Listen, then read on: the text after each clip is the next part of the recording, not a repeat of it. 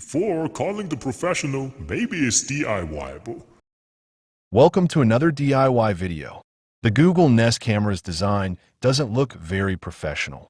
In this video, I'll take you through a step-by-step installation to transform it into a more professional-looking camera.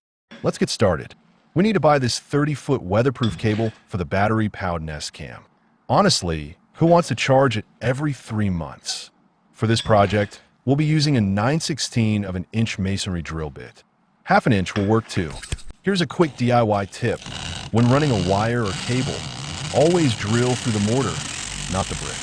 However, if you're mounting a fixture, drill into the brick.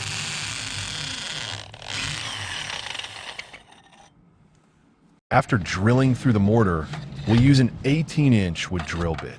In Canada, our walls typically have 4 inch of brick, 1 inch of air gap, 3.5 inches of insulation, and half an inch drywall.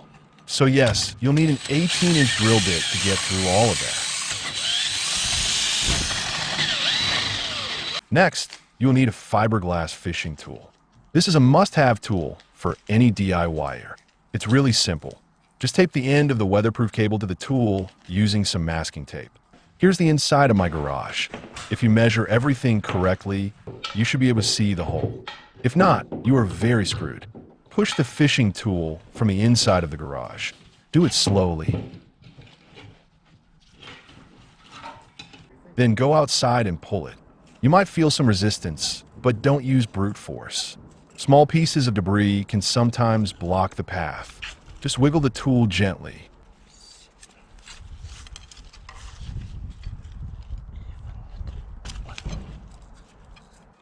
You should be able to pull the cable through. Next, we need a universal security camera junction box, which you can find on Amazon. It's made in China, but I was pleasantly surprised by its decent quality. The box comes with 4 of them. Why do we need this? Well, it makes future upgrades easier, and most importantly, it gives the Nest Cam a much more professional security camera look. Speaking of which, you'll also need this Wasserstein anti-theft mount. Honestly, it doesn't do much to prevent theft.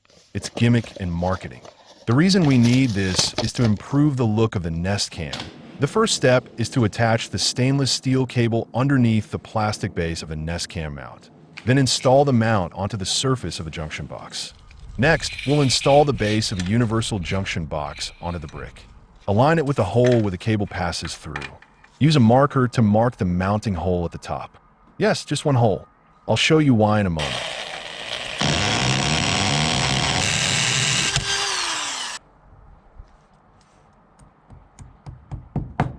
Secure the screw at the top first. Then, use the box as a guide to drill the hole at the bottom. If you don't do it this way, you'll likely end up with misalignment.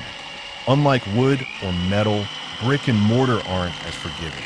So trying to drill 2 holes based on a marker will fail because of drill bits slipping. Apply silicone caulking around the junction box. Then insert the included silicone plugs. Be sure to use the silicone gasket as well. Finally, secure the box with stainless steel screws and attach the magnetic base mount. Install the hood as part of the Wasserstein anti-theft mount kit. Attach the camera to the magnetic base. Then connect the power cable, tucking any excess into the junction box for a clean finish. Use the provided Allen key to secure the stainless steel cable. Finally, adjust the camera angle for optimal coverage. Now, it has a bold and upgraded look that's far better than before. I highly recommend gluing a small bird spike on top of the junction box. Trust me, you don't want to deal with a bird nest. The outdoor installation is complete. Now, moving back into the garage, we need to run the 30-foot cable. For a professional-looking installation, use a laser to guide the cable placement. Secure the cable to the drywall on the ceiling with a staple gun. All right.